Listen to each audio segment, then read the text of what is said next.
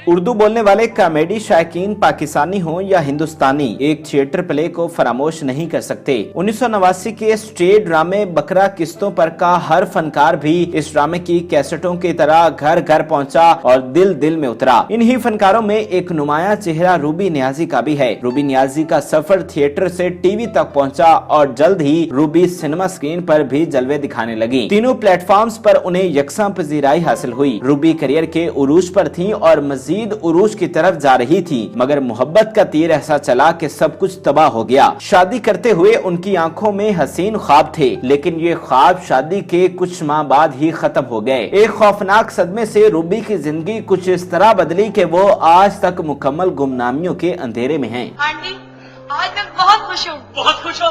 जी। मैं थप्पड़ मार के तुम्हें रंगीला कर दूं बेटे।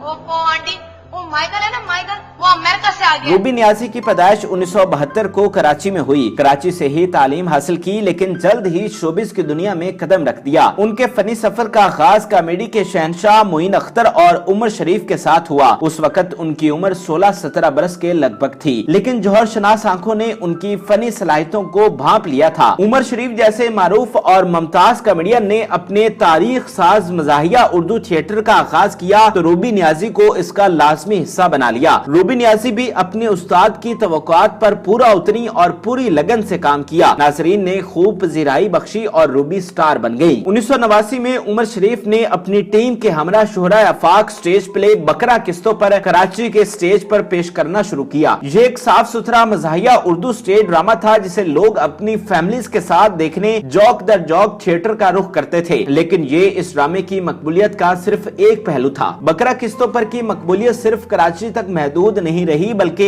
इस ड्रामे की कैसेटें दुनिया में हर उस मकाम तक पहुंची जहां उर्दू समझने वाले मौजूद थे। पाकिस्तान के अलावा हिंदुस्तान में भी इस मजाहिया ड्रामा को बेमिसाल पजीराई हासिल हुई। बकरा किस्तों पर के असल स्टार तो उमर शरीफ थे, लेकिन उनके साथ जलवागर होने वाला हर फनकार सेलिब्रिटी बन गया। ड्रामा में एक नुमाया नया चेहरा रूबी नियाजी का था। ये खूबसूरत और पुरकशिश चेहरा हुस्न के साथ साथ बेहतरीन फनी सलाहियतों का भी हामिल था, इसलिए तो उन्हें इस शानदार प्ले के लिए कास्ट किया गया। मुझे भी एक बीमारी है, मुझे हर दूसरा आदमी अपने बाप जैसा लगता है।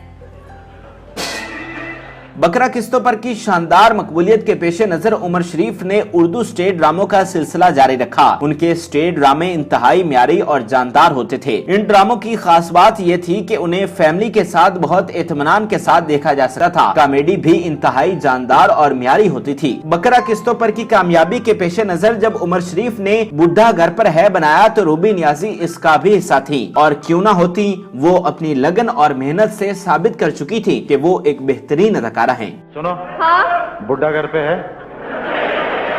तुमसे कितनी मर्तबा कहा है तमीज से बात किया करो। उमर शरीफ के साथ साथ उनका फनी सफर जल्द ही स्टेज और कैसेटों से सिनेमा तक पहुंच गया। स्टेज ड्रामों की बेमिसाल मकबूलियत के पेश नजर उमर शरीफ ने सिनेमा में भी किस्मत आजमाई का फैसला किया। यूं एक मुख्तसर मगर यादगार फिल्मी सफर का आगाज हुआ जिसमें रूबी नियाजी उमर शरीफ के संग संग थी। 1992 में फिल्म मिस्टर 420 रिलीज हुई। इस उर्दू कॉमेडी फिल्म के राइटर, डायरेक्टर और हीरो उमर शरीफ थे। रूबी नियाजी उनके मुकाबले हीरोइन के रोल में जलवागर हुई। दीगर कास्ट में मधिया शाह, निशो, आबिद अली और तारिक शाह शामिल थे। Film golden jubilee super hit साबित हुई और रूबी को बड़ी स्क्रीन पर शानदार एंट्री मिल गई।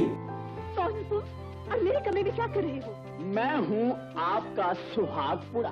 20 इंच की छोटी स्क्रीन से निकलकर जब रूबी नियाजी 25 फीट की बड़ी स्क्रीन पर नमूदार हुई तो हर तरफ उनके हुस्न के चर्चे हो गए। उनकी अदाकारी को भी बहुत पसंद किया गया। यूं वो अपनी पहली ही फिल्म से सुपर हिट अदाकाराओं में शामिल हो गई और उन्हें धड़ाधड़ फिल्मों की ऑफर्स होने लगी। जून 1992 में मिस्टर 420 रिलीज हुई तो इसी साल नवंबर में संजीदा सोशल फिल्म आज का दौर सिनेमा स्क्रीन की जीनत बनी। इस फिल्म में अरशद महमूद उनके मद्दे मुकाबले हीरो थे, जबकि कराची की नाथा फैमिली ने इस फिल्म को तैयार किया था। ये फिल्म रूबी की जाती जिंदगी के हवाले से बहुत अहमियत की हामिल साबित हुई, क्योंकि इसी नाथा फैमिली से 2 साल बाद रूबी का ताल्लुक जुड़ने वाला था। 1993 का साल रूबी नियाजी के उरूज का साल था। उर्दू फिल्म इंडस्ट्री के जवाल के इस दौर में भी रूबी नियाजी की 5 फिल्में सामने आई। इससे अंदाजा होता है कि उन्होंने थोड़े से अरसे में कितनी पजीराई हासिल कर ली थी। फिल्म बहरूपिया में वो अपने दीरीना साथी उमर शरीफ ही के मुकाबले काबिल नजर आई। इस सोशल फिल्म की डायरेक्टर संगीता थी। कास्ट में उमर शरीफ के अलावा लेजेंडरी कॉमेडियन रंगीला और सीनियर अदाकारा बहार बेगम भी शामिल थी।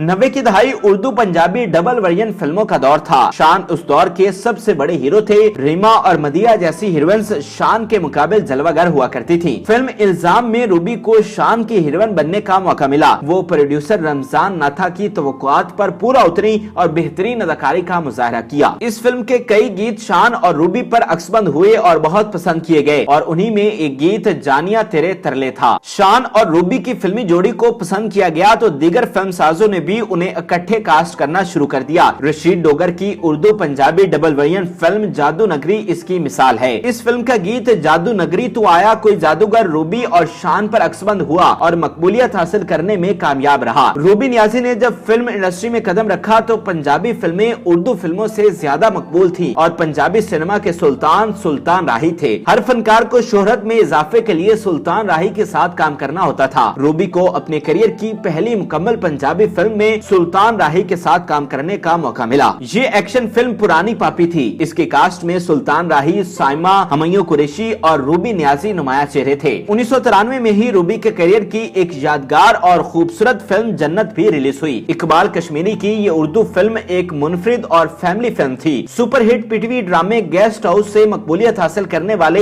अफजल खान उर्फ जान रैम्बो इस फिल्म में जलवागर हुए थे। मोहसिन खान और इजहार काजी भी कास्ट में नुमाया थे। खवातीन में रूबी अनम के अलावा नरगिस भी शामिल थी। 1994 में भी रूबी की 3 फिल्में पर्दा स्क्रीन की जीनत बनी। उर्दू फिल्म अलबेला आशिक में वो एक मर्तबा फिर उमर शरीफ के मुकाबले हीरोइन नजर आई। Urdu Punjabi double version films Nehla Dehla और मोहल्लेदार में भी उमर शरीफ ही उनके हीरो थे। फिल्म स्टार रंगीला भी इन सब फिल्मों की रौनक बढ़ा रहे थे और तारीख साज विलन हमय्यो कुरैशी भी इस टीम का मुस्तकिल हिस्सा बन चुके थे। रूबी नियाजी का करियर अगरचे बहुत तरक्की से मनाजिल तय कर रहा था और वो 2 साल के अंदर 10 के लगभग फिल्मों में जलवागर हो चुकी थी। लेकिन जल्द ही मोहब्बत की देवी का तीर उनके जिगर के आर पार हुआ और उन्होंने शादी कर ली। उनकी शादी असलम नाथा से हुई जो मारूफ फिल्म प्रोड्यूसर और राइटर थे। वो पहले से ही शादीशुदा और बच्चों वाले थे लेकिन 22 साल रूबी नियाजी भी उनके निकाह में आ गई। रूबी की फिल्म बहरूपिया असलम नाथा ने ही लिखी थी। नाथा फैमिली के साथ रूबी नियाजी ने दीगर फिल्मों में भी काम किया लेकिन शादी के बाद रूबी ने फिल्मों में जलवागर होना छोड़ दिया। अगरचे उनकी 3 फिल्में छुपे रुस्तम, मस्ताना माही और नाम की सुहागन 1995 में रिलीज हुई लेकिन उनकी शूटिंग वो शादी से पहले मुकम्मल करवा चुकी थी। छुपा रुस्तम और मस्ताना माही उर्दू पंजाबी डबल वर्जन फिल्में थी जिनमें वो उमर शरीफ के मुकाबले हीरोइन थी और सुल्तान राही भी इन दोनों फिल्मों का हिस्सा थे। नाम की सुहागन एक पंजाबी फिल्म थी जिसमें रूबी के साथ शान एक मर्तबा फिर बतौर हीरो जलवागर हुए। असलम नाथा फिल्मसाज होने के साथ साथ पीपल्स पार्टी से वाबस्ता एक सियासी शख्सियत भी थे